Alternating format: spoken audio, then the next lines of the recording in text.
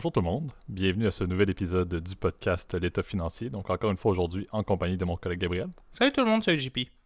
Et pour ce nouvel épisode, le septième déjà de la saison 4, on vous fait un au son de la cloche et un l'instant économie. Vous allez voir, là, le deuxième sujet, restez à l'écoute, va être assez d'actualité pour nos auditeurs nord-américains avec le Super Bowl. On enregistre ça justement ce dimanche 13, juste au préalable du Super Bowl. Donc vous allez voir qu'on a un deuxième sujet qui est assez marqué par cet événement, assez notoire. Et vous le savez, on est fan de foot, mais également fan autant de foot slash soccer que de foot américain. Donc je serai à l'écoute de manière très attentive ce soir. Je crois que Gab, toi d'ailleurs également. Mais avant toute chose, et pour lancer l'épisode là, qui va également inclure, comme on l'a dit, le haut son de la cloche pour commencer, je te laisse faire le disclaimer très important, surtout pour le premier segment d'aujourd'hui. Oui, étant donné qu'on va parler évidemment d'une compagnie listée, évidemment, n'oubliez pas que tout ce qu'on parle, il s'agit que de notre opinion personnelle, il ne s'agit pas d'une recommandation officielle de placement. On vous invite toujours à prendre contact avec un expert, conseiller financier, planificateur financier. Quiconque est autorisé aussi à vous émettre des recommandations pour faire les meilleures évidemment, décisions pour votre portefeuille. J'en profite, tu m'inclus, mon cher JP, dans les fans de football américain. Bon, non, je ne suis pas non plus un expert, j'y connais un petit peu. Là. On est amateur chaque année, là, on le sait. Là, je pense que d'ailleurs on l'avait dit aux auditeurs, là, mais de fantasy football, donc, qui est comme un jeu qui se base sur les scores réels, de savoir exactement... on fait des duels, en tout cas on a notre petite ligue depuis quelques années maintenant. Donc non, je suis ça, mais bon, je suis pas non plus un expert, donc vous m'excuserez si ce que je dis est pas tout à fait parfait, là, mais bon, enfin, je vais essayer de faire mon mieux, en tout cas pour la deuxième période, mais je pense qu'on est prêt, du coup, pour parler de notre premier sujet. Absolument. Donc lançons ça en force avec le haut son de la cloche. Parfait. Donc, tu l'as bien dit, Gab, là, dans le disclaimer, on veut faire un petit portrait sur une compagnie. Personnellement, c'est un sujet que j'avais dans les banques de sujets depuis quelques temps et je vais vous expliquer assez rapidement pourquoi. On veut vous parler de Walt Disney Company, de Walt Disney Company, DIS ou DIS en termes de ticker au niveau de leur listing. C'est une compagnie qui m'a beaucoup intéressé et encore une fois, je ne recommande pas le titre, mais je recommande fortement la lecture d'un livre là, qui est le titre du livre s'appelle The Ride of a Lifetime de Robert Iger ou Bob Iger, qui est le CEO de la compagnie entre 2005 et tout récemment 2020, là, juste dans le tournant de la pandémie. Il a remis ses fonctions pour prendre sa retraite, donc un excellent livre. Encore une fois, je suis un grand fan de lecture biographique de CEO. Ça, c'est mes passe-temps. Gab est un fan de lecture de chiffres et d'état financier. Moi, j'ai peut-être plus l'intérêt quali là-dessus. Mais je voulais effectivement qu'on fasse un volet sur cette compagnie-là, un peu le portrait de Disney présentement, qui a quand même des points assez intéressants à discuter et aussi un petit peu d'aborder qu'est-ce qui a amené Disney à être la compagnie qu'elle est aujourd'hui. Sinon, on va pas retourner 98 ans en arrière, là, ça va être le centième, je crois, en 2023, là, donc on va pas retourner si loin, mais juste de voir un peu, surtout dans la période où Iger était en tant que CEO, là, qu'est-ce qui est arrivé avec cette compagnie-là. Donc, je l'introduis, c'est la fameuse compagnie justement créée, là, je crois que c'était en 1923 pour être exact, par Walt et Roy Disney. Donc Walt Disney qui était effectivement là, beaucoup plus l'esprit créatif et Roy qui était plus l'esprit administratif là-dedans. La compagnie a eu un IPO, si je ne me trompe pas, en 1957, donc le 12 novembre 1957, à 13,88 là, initialement lors de leur listing initial. Cette compagnie-là, encore une fois, faisait dans l'entertainment en grande partie, au tout début dans l'animation, a évolué là, énormément par une approche de croissance axée sur les acquisitions. On en parle sous peu, là, vous allez le voir, autant sous Iger, donc de 2005 jusqu'à 2020, comme on l'a dit, mais également durant la période de son prédécesseur, le monsieur Michael Eisner, de 1984 à 2005. Donc, vous pouvez le voir assez rapidement, les deux derniers CEO ont fait là, des dizaines et des dizaines d'années dans leur rôle. Donc, c'est quelque chose qui est quand même assez intéressant là, pour une compagnie de l'envergure de Walt Disney, d'avoir autant de stabilité au niveau de leur gestion. Je vais peut-être te passer Gab tout de suite là, si tu veux parler un petit peu des chiffres. Je pourrais faire un petit portrait également là, de la compagnie qui a évolué vraiment énormément au fur et à mesure des acquisitions. Donc c'est quand même intéressant de plonger un peu dans les différentes divisions là, qui présentement sont sous la gestion là, de Bob Chapek, nouveau CEO comme on l'a dit, que lui aussi je crois que ça fait 26 ans qu'il était dans la compagnie. Là, donc c'est très axé sur des personnes d'expérience qui font partie de Disney depuis des années. Donc peut-être Gab, si tu as des chiffres actuels là, sur la performance de la compagnie ou les résultats. Là. Ouais, ce qui est assez drôle, c'est que tu as mentionné le prix de l'action qui était à ses débuts, 13, ouais, 13, 14, ouais. Aujourd'hui, on est à peu près à 150 $, là, en sachant que le maximum avait été atteint, en fait, euh, c'est en début en ce début d'année, en fait. Je crois que c'était en fait, en début de l'année passée, pardon, où c'était aux alentours des 190 $, 185. Là, vous m'excuserez, j'ai pas repris le chiffre exact. Ce qui est intéressant avec Disney, tu l'as bien dit, c'est leur diversification. On peut penser que Disney, c'est avant tout une société qui fait de l'entertainment, donc tu l'as dit, les, euh, les Disney qu'on connaît tous. Moi, quand j'étais gamin, j'étais très fan de Mulan, c'était mon préféré, là, mais il y en avait, vous avez tous évidemment votre Disney préféré, là, rendu là, comment dire, la balle est dans votre camp, et c'est quelque chose de très personnel. Et je te dirais, au-delà de ça, évidemment, Disney s'est énormément diversifié. Donc, on le sait, les parcs d'attractions, c'est je pense, leur business principal. Ils ont évidemment Disney World, qui est le plus gros, donc qui est basé à Orlando, en Floride. Donc, c'est un parc évidemment immense qui attire des millions de visiteurs à chaque année.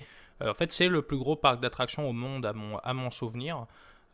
Évidemment, ça attire, évidemment, ça a boosté vraiment toute l'économie de la région. On le sait que pendant la pandémie, c'était un autre problème, une autre paire de manches. Et évidemment, ces parcs-là, ils ont soit dû fermer, soit ouvrir à perte. On sait que la Floride a quand même été un des États qui a quand même voulu le garder le plus possible, en tout cas les commerces ouverts, parce qu'évidemment, le tourisme est évidemment un des gros facteurs de croissance dans la région. Vraiment. C'est ce qui produit évidemment des sources de taxes aussi, donc tout ça est lié. Euh, et surtout la ville d'Orlando évidemment est très axée sur le tourisme. Donc c'est vrai que Disney en tout cas est vraiment dans on savait aussi qu'en Europe ils ont évidemment Euro Disney qui est d'ailleurs je crois une filiale, donc ça appartient une partie à Disney puis une autre partie ça appartient à des actionnaires européens là, donc évidemment, ils ont des noms commerciaux évidemment là-dessus, sur la marque Disney. Donc, Euro Disney, ça je crois que c'est à Marne-la-Vallée, donc pas très loin de Paris. Je vais être franc avec toi, JP, moi je suis pas du tout parc d'attractions, donc je pourrais pas Non, te effectivement. dire lesquels sont à faire. Je sens malade quand je fais ça, donc c'est pas loin de là de m'intéresser. Et c'est là où on revient évidemment beaucoup plus sur l'entertainment, au-delà évidemment de l'expérience en fait Disney. Euh, il y a aussi le côté vidéo. Et là, le côté vidéo et cinéma, c'est vrai que là, on le connaît tous. On sait que Disney possède, je pense, la plus grande chaîne câblée au fait, aux États-Unis qui s'appelle ESPN, qui est une chaîne de sport dédiée sur le sport, donc c'est-à-dire Entertainment and Sport Network, quelque chose comme ça. ESPN est connu évidemment pour ses chaînes de câble, donc auxquelles il diffuse évidemment des matchs, des résultats aussi. Souvent c'était à l'époque, tu branchais ESPN puis tu avais les résultats un peu comme l'équipe TV là, chez nous en France, là, mais où tu as tous les résultats, ou TSN par exemple ici au Canada. Là, mais d'ailleurs je crois que ça appartenait à un moment Absolument. donné à, à ESPN, c'était un joint venture avec Bell Media, là, qui est une compagnie canadienne. Et tu vois, ils sont vraiment diversifiés. Là, en ce moment aussi, Disney Plus, ça a été un vrai succès commercial, même si un peu en dessous des espérances des investisseurs. Disney Plus, c'est la nouvelle plateforme OTT de Disney dans lequel tu peux regarder un peu comme à la Netflix des films, des séries. Ce qui est bien, c'est qu'évidemment, ils ont un catalogue évidemment de films qui est gratuit, qui est illimité. Pour eux, ils diffusent que leur propre contenu, que leur marque commerciale. Et en plus, ESPN+, et là, ils viennent rajouter le côté sport. Donc, c'est tout comment dire, un truc qui fait qu'aujourd'hui, Disney, je pense, est pas mal diversifié. Ce qui fait que, bon, ils ont eu évidemment beaucoup de difficultés pendant le Covid, mais le fait qu'ils soient exposés à plein de produits, toujours dans l'industrie de l'entertainment, ça fait qu'aujourd'hui, ils sont, je pense, en bonne position. Tu vois, au niveau des ventes, c'est vrai que le premier trimestre de 2022, parce qu'ils ont une année fiscale, je crois, qui prend fin en fait en tout cas en 1er janvier, mais c'est décalé d'un quart, là, tu m'excuseras, mais s'il l'appelle le Q1 2022, et tu vois, ce dernier, tu vois, les recettes ont été records depuis quand même le début de la pandémie. On est revenu à un semblant de normalité, je pense aussi, par des restrictions un peu plus faibles, évidemment, surtout sur le côté parc de loisirs. On sait que les résultats ont été très très bons et ça satisfait pas mal les investisseurs cette semaine. Donc, je pense que comme je te dis, ils sont pas mal positionnés au niveau de leur diversification. Ben exact. Puis tu l'as bien soulevé, puis c'est un peu le volet que je voulais rajouter sur la structure de la compagnie, puis tu l'as assez bien énuméré dans la partie un peu résultat ou plus chiffre. Disney a toujours été reconnu pour fonctionner en fonction de son fameux studio de cinéma. Sans nommer exactement le nom de leur division, là. Il y en a une qui est très cinéma, il y en a une qui est très télévision, ESPN, tu l'as dit, il y en a une qui est très parc et merchandise, là, tout ce qui peut dériver, encore une fois, parce qu'il y a beaucoup de produits qui vont vendre, on s'entend, liés, encore une fois, aux différents films qu'ils détiennent, aux différentes séries qu'ils détiennent. Et techniquement, c'est exactement ça qui a fait le driver. Ils vont dire, si Walt Disney fait, au niveau cinéma, fait de très bons films, eh bien à ce moment-là, ils vont être en mesure de faire de très bonnes séries ou du très bon contenu télévisuel, en plus également de faire des revenus qui vont être en croissance au niveau de leur parc et au niveau de leurs produits de consommation, etc. Donc, l'axe central de Disney, et c'est un peu ça qu'on veut parler aussi au niveau des acquisitions, c'est une compagnie qui a vraiment dû trouver une manière de continuer à maintenir cette structure-là. Ça prend du bon cinéma pour qu'il y ait de la bonne télévision et qu'il y ait du bon contenu et des parcs d'attractions, etc. C'était presque une cascade qui a toujours été définie. Lorsque Disney va bien, c'est que le cinéma va bien. L'enjeu que Disney a eu, et encore une fois dans le livre là, que je vous ai introduit, Bob Iger le présente assez fréquemment, de dire Disney a eu pendant plusieurs années des problèmes avec leur talent. Il était tellement d'avance, si on peut dire, au niveau de l'entertainment, justement, de l'industrie du cinéma, de la télévision, etc., qu'à un certain point, ils ont vraiment pris du retard. Ils se sont un petit peu assis sur leur laurier, pour ne pas nommer l'expression, et ils ont dû trouver une stratégie dans le but de continuer à faire leur place et à compétitionner adéquatement. Et c'est là où la stratégie qui a été définie, et c'est comme on l'a dit à la fois Iger et son prédécesseur Eisner qui l'ont mis en place, c'est par des acquisitions. Et la trame, et je vais vous en nommer quelques-unes là, pour que vous voyez l'ampleur, encore une fois, de ce genre d'acquisition-là, c'était vraiment de faire des acquisitions dans le but de ramener de l'innovation et des talents au sein de Disney.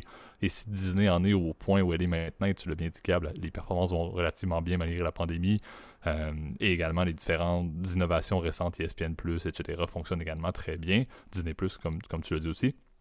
C'est vraiment parce qu'ils ont réussi à faire des acquisitions qui avaient du bon sens. La première notoire, c'était Capital Cities, plus spécifiquement le ABC Inc., qui a été faite, si je ne me trompe pas, en février 96 pour 19 milliards de dollars, dont le segment ESPN, justement, qui est arrivé sous la bannière de Disney, et dont également M. Bob Iger est arrivé. Iger travaillait pour ABC pendant plusieurs années.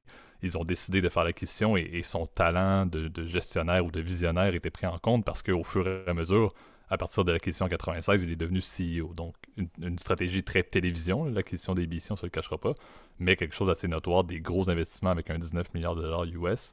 Une deuxième, assez intéressante à noter, puis Gab, si tu as un point là-dessus, n'hésite pas. Pixar, 2006, mai 2006, 7,4 milliards qui a amené Steve Jobs, qui était à l'époque le CEO de Pixar. Steve Jobs était rendu l'actionnaire principal ou un des actionnaires principaux de Disney suite à cette transaction-là. Et il était même sur le board de Disney d'ici effectivement son décès malheureusement.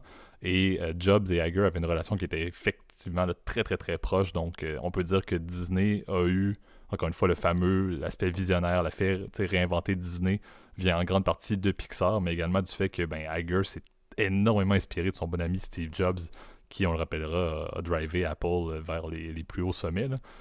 Donc Pixar, énorme transaction. Je vais nommer les autres vite, puis Gab, tu pourras en rajouter, c'est quelque chose. Hulu, le 30 avril 2009. Marvel, très notoire, décembre 2009 pour 4 milliards de dollars, qui a amené effectivement, là, à l'exception de quelques-uns qui étaient déjà vendus, mais la majorité des grandes bannières de super-héros sont tombées sous le giron de Disney, et une autre notoire, Lucasfilm, avec les Star Wars en décembre 2012, 4,05 milliards de dollars également. Donc George Lucas a littéralement vendu un petit peu sa propriété intellectuelle, si on le veut, là, à Disney.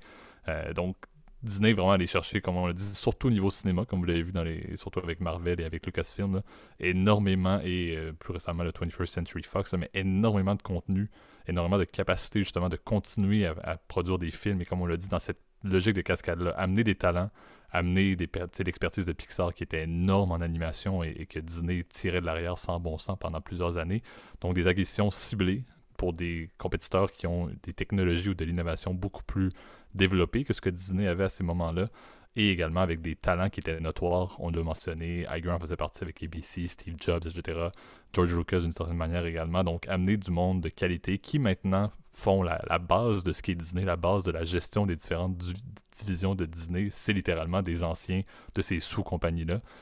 Et c'est vraiment là que je trouve cette compagnie-là absolument fascinante, au-delà de leur performance, mais vraiment de dire, Disney n'aurait pas pu continuer en développant seulement leurs produits, leur contenu par eux-mêmes. C'est par les acquisitions qu'ils ont pu devenir et se placer à l'ampleur qu'ils sont maintenant. Et j'apprécie beaucoup cette stratégie-là. On en avait parlé dans un autre portrait de compagnie qui était Couche-Tard, Alimentation Couche-Tard, qui était axé à 100% également, si on peut le dire, la croissance était générée par des acquisitions. C'est un petit peu ça également qui est arrivé. C'est d'être un peu, en anglais on dit bold, là, mais de prendre un risque. C'est des gros investissements financiers. Il y a un risque énorme que ça ne fonctionne pas au final. Mais au fur et à mesure d'en faire une, puis deux, puis trois, puis quatre à des 5, 6, 7, 8, 9, 10 milliards de dollars US par acquisition, Disney est devenu une entité qui, comme tu l'as dit, est fortement diversifiée, mais est également, encore une fois, axée sur des expertises de compagnies qui ont fait leur chemin et, j'en parlerai sous peu, qui sont gérées pour leur expertise et pour leur indépendance. Pixar existe encore comme entité. Elle fait partie du giron de Disney, mais c'est une entité qui fonctionne encore selon leur manière. Donc, Iger a toujours fait des acquisitions, mais n'a pas voulu tout mettre sous le même chapeau directement, pas mettre la même culture, vraiment continuer à maintenir les expertises dans les compagnies acquises. Donc, très intéressant comme vision, très intéressant comme croissance. Puis je sais pas, Gab, si tu as quelques points à rajouter là-dessus. Ouais, j'aurais peut-être rajouté quelques points sur quelques-unes, en tout cas, des filiales que tu as mentionnées. Ce qui est assez drôle, en tout cas, avec Disney, et ce que j'ai remarqué, c'est qu'ils font pas mal aussi, c'est ça, de joint venture, on l'a dit, en partenariat aussi avec d'autres, en tout cas d'autres entreprises spécialisées dans les médias. Donc, le bon exemple, c'est que tu l'as bien dit, Hulu, je trouve que ça, on est passé assez rapidement, mais c'est un des services de streaming les plus populaires aux États-Unis. D'ailleurs, je crois que Disney offre un package qui inclut Hulu, Disney Plus et ESPN Plus, parce que les trois font, disons, partie de la grande famille Disney. Mais Disney possède que seulement des 2 tiers des actions. L'autre tiers est détenu par NBC, donc qui est un géant, en tout cas qui est un network américain. D'ailleurs, on appelle ça. Parce que, pour rappel, pour nos auditeurs peut-être européens qui sont pas au courant, les networks, à la différence d'une chaîne de télé comme on peut avoir par exemple en France, comme TF1 par exemple, ou n'importe laquelle, c'est que chaque radio qui est affiliée, en tout cas, ou station de télévision qui est affiliée à, comment dire, à ce network est indépendante. C'est juste que tu as certains programmes qui sont en commun, par exemple, je sais pas, avec NBC, bah, par exemple, là, ce soir, par exemple, le Super Bowl, tu l'as bien dit, par exemple, il va être diffusé sur NBC, donc toutes les chaînes membres seront là-dessus. Donc c'est quand même ça fait en sorte que tu as un énorme réseau de stations qui sont dépendantes, évidemment, de la programmation que tu vas faire. ABC aussi, il est le cas, c'est un des très gros networks. Et tu vois, là, ils ont 33% NBC, donc avec Hulu, donc ils partagent un peu leurs risques. C'est ça qui est assez rigolo. Tu l'as passé rapidement, mais Lucasfilm, je pense que c'est évidemment une très très grosse acquisition, et puis c'est bien réfléchi quand ils ont acheté Lucasfilm. Disney avait en tête qu'ils allaient sortir une nouvelle trilogie qui au final est désastreuse, tu connais mon opinion là-dessus, mais elle est désastreuse pour les fans de la saga comme moi qui sont évidemment ont été très très très déçus. Pour être franc avec toi, moi je me suis arrêté au premier de la nouvelle trilogie, je dis bon c'est bon, ça va, j'ai compris c'était quoi là, mais il faut avouer que ça a été un très gros succès commercial. On sait que ça jouait à guichet fermé, hein, c'était avant la pandémie là, donc ça jouait à salle fermée, évidemment, avec évidemment beaucoup de produits dérivés. On sait que les franchises, comme par exemple Star Wars ou même Pixar, sont des franchises qui vont travailler beaucoup avec les produits dérivés, les jeux, etc. Tu vois, quand tu as les enfants qui ont commandé à Noël les Lego Star Wars ou les trucs comme ça, tout ça, c'est des revenus publicitaires. Faut pas penser qu'ils achètent ça gratuitement pour les fans de la saga. Ils s'en foutent des fans. Ils veulent juste faire de l'argent, mais évidemment, ça a relancé une franchise qu'il faut avouer était un peu à l'arrêt. Mais bon, certains seront contre, certains seront pour, etc. Mais bon, rendu là, c'est un choix, encore une fois, qui est très personnel. Moi, personnellement, je ne l'ai pas trop aimé. Et tu l'as dit récemment, bah, Fox, le 21st Century Fox, bon, tout le monde connaît ce logo. Tin, tin, tin, tin, tin, tin. Tout le monde le connaît, ce jingle-là. Et pourtant, c'est quelque chose qui est emblématique et évidemment qui... Attention, par contre, ils ont acheté Century Fox, c'est-à-dire la société de promotion, en tout cas de films. Ils n'ont pas racheté Fox, qui est le réseau télévisé, qui pour le coup est encore indépendant, qui appartient à Rupert Murdoch, donc News Corp. Donc c'est ça que je trouve assez drôle, c'est que c'est ça. Ils partagent les risques, ils sont assez malins, ils font du M&A, ils grossissent. Mais tout est réfléchi, si tu veux. C'est pas des transactions qui sont faites, évidemment, pour rien faire, si tu veux, comme malheureusement c'est parfois le cas, tu vois, quand on fait de la fusion-acquisition. Tu dois toujours avoir un motif, un rational, comme on dirait en anglais. Et là, pour le coup, c'est vrai que c'est assez malin chez Disney. En revanche, alors là, c'est peut-être mon seul point de critique, puis je pense qu'on pourra passer à la deuxième partie par la suite si tu le veux, JP. Euh, Mon point de critique quand même que je peux avoir, c'est que bon, c'est bien beau d'avoir de la croissance par acquisition, mais à un moment donné, quand t'as plus rien à manger, bon bah, ça devient compliqué. Et où soit tu vas te commencer soit à payer trop cher pour chacune de ces acquisitions-là. On vous avait expliqué d'ailleurs avec JP il y a quelques épisodes de ça, des fameux EV, EBITDA, etc. Tu vas commencer à acheter des sociétés à des très très gros multiples, ce qui fait que bon bah tu peux parfois même perdre de la valeur, donc ce qui est un peu décevant. Et la question est de savoir, bon, c'est une fois que tu as fait ces acquisitions, très bien, tu as beaucoup plus de croissance, mais est-ce que cette croissance-là, elle est pérenne? Est-ce qu'elle va être sustainable, comme on dit en anglais? Est-ce qu'elle va se prolonger pendant très longtemps, pendant des années? C'est aussi des choses que les investisseurs ils vont regarder, et c'est pas surprenant qu'aujourd'hui, l'action, bon, alors elle a repris un petit peu là depuis quelques semaines à la publication des derniers résultats, là, mais je peux te le ressortir, tu vois. Tu as eu une remontée qui était à peu près à 135 avant l'annonce des résultats, là on est à peu près à 150, mais il faut rappeler que au début de l'année passée, là, il y a eu une catastrophe, là, il y a eu en fait un ralentissement des nouveaux abonnés de Disney+.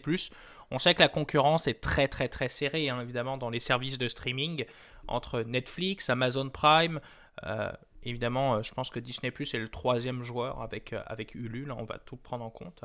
Euh, mais il y a plein de nouveaux petits entrants et les gens, souvent, bah, ça les embête d'avoir 4 services de streaming à payer. Je sais que moi, tu vois, je partage mes comptes, moi aussi je diversifie, tu vois, mon risque, mon exposition. Je partage mes comptes avec d'autres amis. Euh, et tu vois, c'est vrai que c'est un peu pénible et je pense que c'est une source aussi où les gens, bon, ils vont être très contents d'avoir Netflix qui, je pense aujourd'hui, a le plus gros catalogue en termes de divertissement. Mais c'est assez pénible de se dire, bon, je vais racheter un autre service, etc. Puis j'ai un autre abonnement, par exemple, pour les jeux vidéo, etc. Et ça fait qu'au final, tu as 60 dollars d'abonnement qui passent tous les mois et tu t'en rends même pas compte, si tu veux. Et je pense que c'est un des sources de risque, on va dire, au niveau évidemment, de ces services d'OTT, parce que c'est facile d'annuler. Alors que par le passé, avec le câble, bah, on sait que tu peux pas couper le câble comme ça ou le satellite. Évidemment, ça coûte des frais pour que le technicien vienne, te coupe le câble et puis revienne, etc. Si jamais tu veux te réabonner. Donc c'est pas, c'est une clientèle qui est pas aussi fiable que ce l'était par le passé avec la télévision câblée, où pour le coup c'était un peu du revenu perpétuel. Là, tu es évidemment pas mal sous pression évidemment de tes clients qui veulent du contenu, veulent plus d'entertainment et il faut toujours leur offrir des catalogues qui sont de plus en plus coûteux, etc. On sait que Netflix, par exemple, dépense des milliards chaque année en création de contenu. Donc, évidemment, c'est pas gratuit. Donc, en tout cas, on pourra regarder ce que ça va donner par la suite. Exact. Mais tu sais, il y a beaucoup de complications, tu l'as dit. L'excellent point à soulever au niveau Disney, c'est la cascade. On l'a dit, toutes les acquisitions étaient très ciblées. On fait des revenus pour le cinéma, ça découle de revenus vers la télévision et vers les parcs et les marchandises, comme on l'a dit. L'enjeu, qu'est-ce qui se passe avec le cinéma présentement? C'est quoi l'évolution du cinéma post-pandémie? Encore une fois, avec, tu l'as dit, les services de streaming, il y a moins de monde qui vont aller en salle. Encore une fois, il y a tellement une transition importante qui est dans le pain et le beurre de cette compagnie-là. Si le cinéma ne va pas bien, on l'a dit, Disney historiquement ne performe pas si bien. Donc, est-ce que le nouveau gestionnaire, justement le nouveau CEO, va être en mesure de justement être visionnaire, encore une fois, comme l'a été Iger? Est-ce qu'il y a encore, comme tu l'as dit, du contenu d'acquisition à bonne valeur pour Disney qui est possible? C'est vraiment quelque chose qui est notoire. C'est ce qui est intéressant dans des compagnies, justement, qui grossissent par acquisition. C'est à un certain point, ils peuvent pas toujours avoir des succès. T'sais. Il y a tellement eu de succès dans les acquisitions de Disney, il y a tellement eu de bonne intégration et de bons revenus qui en ont découlé sous Iger pendant les 15 dernières années. Qu'est-ce qui va se passer maintenant avec la nouvelle logique, avec la nouvelle réalité? Et on le dit, avec l'importance du cinéma pour Disney, c'est très intéressant à suivre. Donc c'est un petit peu le volet qu'on voulait vous donner, encore une fois, tiré là, sur le fait que j'ai adoré effectivement le livre là, que Robert Iger a publié là, pour son départ à la retraite. Vraiment une gestion très intéressante. J'aime ce genre de croissance-là qui n'est pas juste une croissance interne, mais qui est très axée sur des acquisitions. Donc on pourra en faire d'autres effectivement s'il y a d'autres cas. Et Disney, bien évidemment, compagnie d'envergure.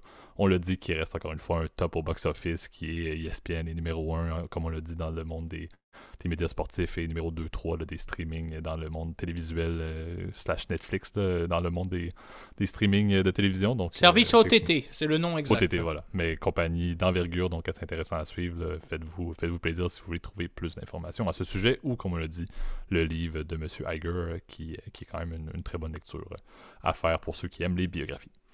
Passons maintenant à notre deuxième sujet qui est un instant économie. Parfait. Donc, on vous l'a moussé un petit peu là, en prémisse de l'épisode, dans l'introduction de l'épisode. Là, on voulait vous parler d'un aspect du Super Bowl. Vous connaissez le podcast. On va pas vous parler des fiches techniques sportives des différents joueurs. Là. On est très axé sur le domaine financier. Donc, on veut vous parler un peu, et le sujet est assez simple, l'aspect financier du Super Bowl.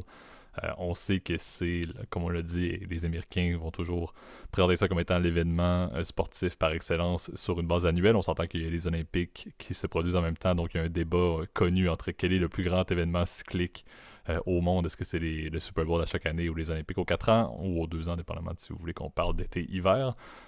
Donc ça, c'est un débat qu'on ne lancera pas ce soir, mais c'est effectivement là, de voir un peu à quel point est-ce que l'envergure du Super Bowl n'est pas ce qui se passe sur le terrain. Moi, je suis passionné par ce qui se passe sur le magnifique gazon présentement du SoFi Stadium de Los Angeles dans les prochaines heures, mais la majorité de l'auditoire, les plus de 100 millions de personnes qui vont suivre cet événement-là, ben, il y en a plusieurs que c'est pas des fans de football du tout et qui sont plus là pour le show de la mi-temps, le fameux spectacle épouvantable qui dure à peu près une demi-heure alors que tout ce qu'on veut voir c'est du football. Ça, c'est mon avis, qui est sponsorisé. T'es dur, t'es vraiment dur parce que je trouve que c'est l'aspect le plus intéressant du Super Bowl. C'est ce qui ajoute encore une fois, mais c'est vraiment, il y a des personnes, et c'est là vraiment que l'argent est à faire. Ce n'est pas sur ce qui se passe sur le terrain forcément, mais vraiment les sponsors de mi-temps, les sponsors justement des différentes pauses. Qui rentre en ligne de compte. Et cette année particulièrement, c'est une année qui est bien différente parce que je vais nommer quelques compagnies, puis Gab, je te laisse la parole par la suite. En général, lorsqu'on parle du Super Bowl, on entend Budweiser, on entend Frito-Lay, on entend des compagnies que c'est plus, est-ce que je prends une bière, un soda et des chips, qu'est-ce que j'ai le goût d'aller acheter au dépanneur du coin pendant la mi-temps, par exemple. C'est beaucoup moins ça cette année, beaucoup plus axé sur ce que certains vont nommer le Crypto Ball, donc l'avènement des sponsors de cryptocurrency, et on en parlera sous peu. Et également du sports gambling, donc des paris sportifs qui, aux États-Unis, est en effervescence assez incroyable avec les FanDuel de ce monde, avec les DraftKings de ce monde, avec les Barstool Sportsbook, peu importe, là, c'est littéralement le nouveau pain et le beurre de l'entertainment et de l'argent. Donc, c'est très intéressant en termes financiers de regarder ça au-delà du coût, par exemple, et des revenus qui découlent du Super Bowl, mais c'est beaucoup sur on publicise le fait de faire de l'argent sans vraiment parler de risques. Faire de l'argent dans les cryptos en ayant un compte sur FTX ou Coinbase, faire de l'argent sur DraftKings en mettant un bet sur est-ce que le pile ou face va être pile ou face. C'est ridicule un peu parce qu'au lieu de juste dire t'as besoin d'avoir des chips nature, c'est plus maintenant t'as besoin de mettre ton argent dans d'investissement alternatif, mais on ne parle pas du tout du risque réel qui existe, donc c'est hyper risqué. Peut-on parler réellement d'investissement ou c'est plus du gambling? Effectivement, on n'a pas de format de podcast version vidéo. J'avais des astérix assez notoires avec mes doigts en même temps que je disais ça, là, mais c'est quand même assez risqué parce que, comme on l'a dit, la base d'auditoire qui est présente pour le Super Bowl, qui n'est pas là pour écouter le football, encore une fois, va être... le but, c'est de faire des pubs pour les toucher, pour que quelqu'un le lendemain aille s'ouvrir un compte sur Coinbase, par exemple. Donc, c'est le risque de dire, plutôt que d'être sur des biens de consommation normale, là, on parle de biens, entre guillemets, financiers, et on ne parle pas du tout de risque, on parle de la beauté de devenir millionnaire en achetant du Bitcoin. C'est un petit peu ridicule, et c'est ce qui m'inquiète, et c'est ce que je vais également porter attention durant le Super Bowl, même si, effectivement, je suis un fan du contenu sportif et non du contenu publicitaire, mais cette année particulièrement, j'avoue que ça m'intéresse de voir à quoi va ressembler ces fameuses pubs-là et cette fameuse mi-temps-là. Ouais, d'autant plus que les pubs sont à leur record en termes du coût aux 30 secondes. On sait que le Super Bowl, c'est un peu la grande messe, on va dire, de la nation américaine, même plus généralement. Même si, tu vois, ça a un impact au-delà du sportif, parce que même... c'est vraiment un événement, je te dirais, national, comme peut l'être par exemple la Coupe du Monde de la FIFA. Je pense que pour le coup, c'est vraiment des compétitions qui dépassent, tu vois, le contexte sportif, même si je pense que la finale de la Coupe du Monde de la FIFA, c'est souvent l'événement le plus suivi dans le monde, et puis évidemment Les Jeux Olympiques, je dois t'avouer, je pense pas non plus que c'est pas très télévisuel, étant donné qu'il y a tellement d'épreuves que bon, c'est difficilement à compter. Mais là, pour un événement, le Super Bowl est évidemment une machine à fric parce que c'est évidemment très très cher déjà de se rendre évidemment au stade. Je crois que les places partaient pour des dizaines de milliers de dollars là, pour juste regarder un match. Donc ce que je trouve Pour un stade de comme 50 000 places, là, c'est ça qui est épouvantable. bah, c'est ça, et puis surtout que bon, le Los Angeles, bon, après ils vont rentabiliser évidemment leur nouveau stade qui vient d'être construit, en fait qui a été construit l'année dernière, juste malheureusement pendant la pandémie. Le Super Bowl a dû être déplacé d'un an, en fait toutes les dates ont dû être déplacées d'un an parce qu'il était censé l'héberger l'année passée. Donc ouais, cet événement, évidemment, ça va être suivi évidemment par des millions d'Américains, en fait, des centaines de millions d'Américains, plus évidemment partout dans le monde. Je dois t'avouer, c'est un des rares événements sportifs aussi américains qui est suivi à l'extérieur aussi des États-Unis. On sait que les autres grands, les autres grands sports américains, bah, je pense que la NBA s'exporte très bien à l'étranger, étant donné que c'est un sport quand même qui se joue partout. Alors, tu vois, la série mondiale, donc on en avait parlé avec Liberty Media, la série mondiale, donc les World Series de baseball, c'est un sport très américano-américain, à part au Japon, je crois, où ils sont très bons en baseball. Euh, et le hockey, bon, ça c'est, on le sait, c'est plus au Canada et aux États-Unis qu'on va regarder ça, peut-être même dans quelques pays nordiques. Le Super Bowl est vraiment suivi, je te dirais, partout dans le monde, même si tu vois, c'est plus le côté entertainment qui a repris, on l'a bien dit, le spectacle de la mi-temps, évidemment, vraiment l'apocalypse. Excuse-moi, j'ai perdu le terme, mais vraiment le summum, je dirais, de l'entertainment à l'américaine, qui est un show qui est plus suivi que le match, en fait, étant donné que souvent c'est des animations complètement folles avec des artistes, comment dire, de renom. Donc je crois que cette année, c'est Dr. Dre, Snoop Dogg et je crois qu'il y a Eminem aussi qui va venir sur Eminem, scène. Kendrick Lamar et Mary J. Blige. Ouais, c'est fou, Effectivement. c'est fou, tu vois. Je sais que, tu vois, il y a quelques années, bah, toutes les grandes stars se sont produites. Katy Perry, Lady Gaga, Coldplay. Je me souviens, il y a quelques années, il y avait eu l'horrible, comment, t'avais eu, excuse-moi, c'est pas un jugement de valeur, mais il y avait Justin Timberlake, c'était atroce son show là, c'était vraiment pas bon. Il y avait Maroon 5, je crois, il y a quelques années aussi. Mhm. Bruno Mars aussi qui en avait fait une fois, mais tu vois, et c'est vraiment pour te dire vraiment le show à l'américaine par excellence, tu vois, donc souvent c'est des spectacles de musique, etc. Et les fameuses publicités, donc 7 millions de dollars les 30 secondes, et évidemment Budweiser, tu l'as bien dit, mais toutes les compagnies américaines font des pubs durant le Super Bowl. Geico, qui est très connu pour son 15 minutes, vont faire économiser 15% sur ton assurance, etc. On les connaît tous, ces publicités-là, et ça fait partie évidemment je te dirais, de la culture américaine de manière très large, qui est un peu une société de consommation par excellence. Et ce qui est assez drôle quand même, c'est que le Super Bowl commence à prendre, si tu veux, à l'étranger. Moi, c'est ça que je voulais, pour mon côté, axer. Là. Toi, tu avais axé plutôt, JP, c'est vrai, sur l'apparition de ces nouveaux sponsors. C'est vrai que les cryptos...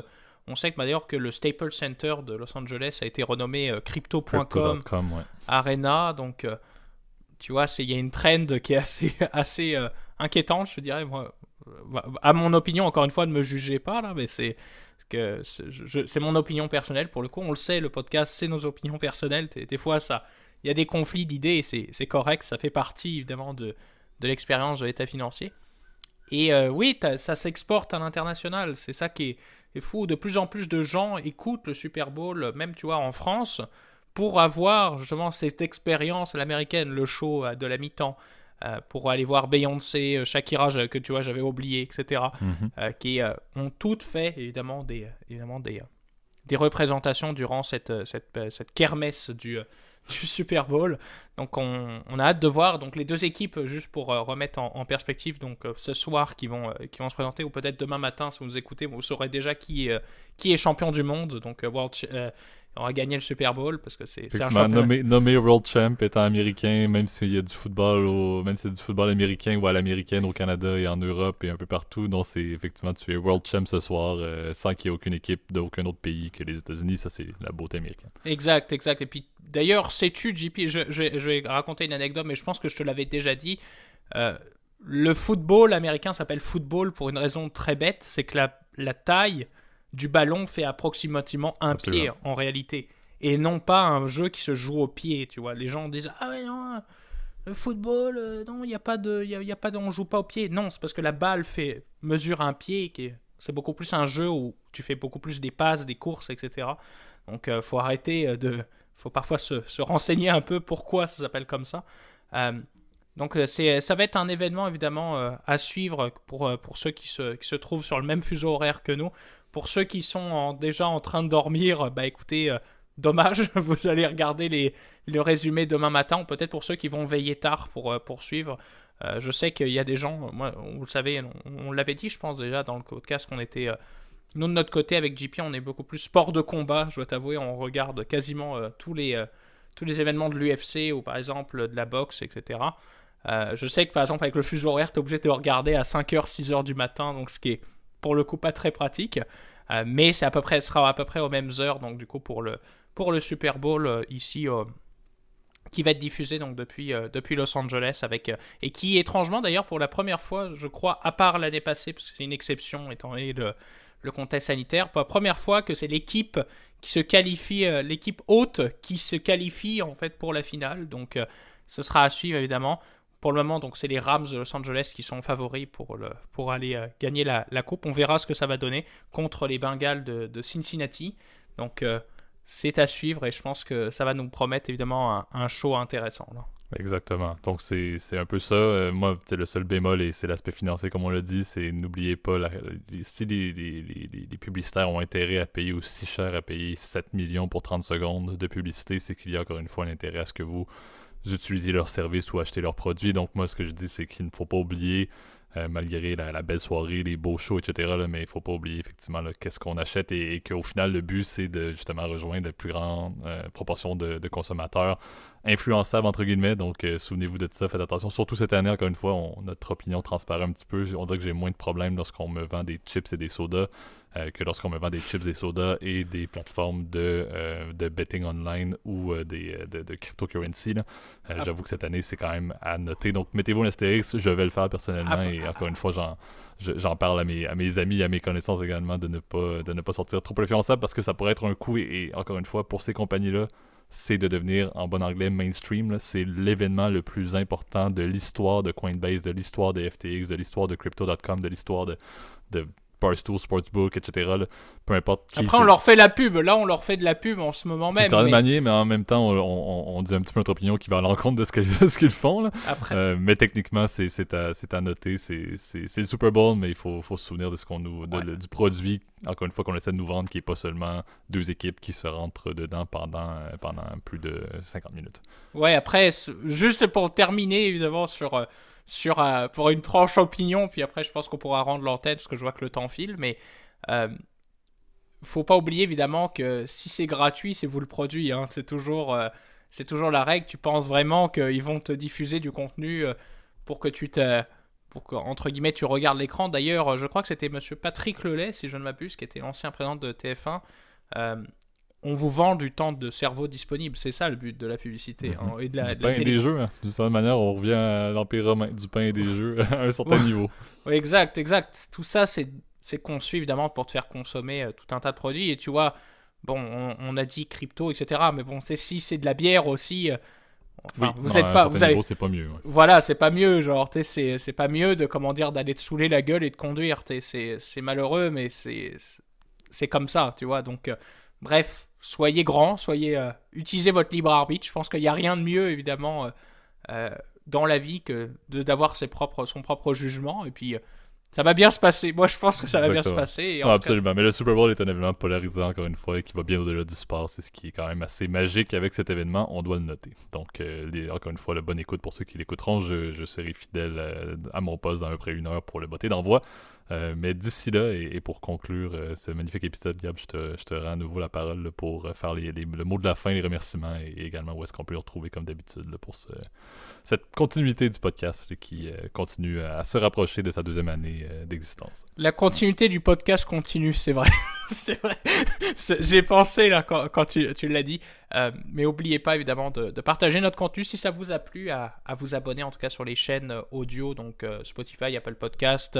Overcast, Google Podcast. Sinon, vous avez la chaîne YouTube qui est à votre disposition. Vous pouvez toujours nous contacter c'est la meilleure façon, d'ailleurs, au passant, de nous contacter. Donc, laissez un petit commentaire, un petit like, puis de le partager aussi à vos amis si ça les intéresse, en tout cas, d'apprendre un peu plus sur la finance ou de participer, entre guillemets, au débat qu'on peut avoir à chaque semaine. Ça nous fait grand plaisir et, tu vois, on le fait avec la bonne humeur, etc. Moi, tu vois, je trouve que c'est un moment de la semaine que j'apprécie beaucoup et, tu vois, en tout cas, je remercie les auditeurs pour être aussi fidèles au podcast. Absolument. Et en attendant, je vous souhaite à tous une très belle semaine et merci. Bonne semaine tout le monde. Salut.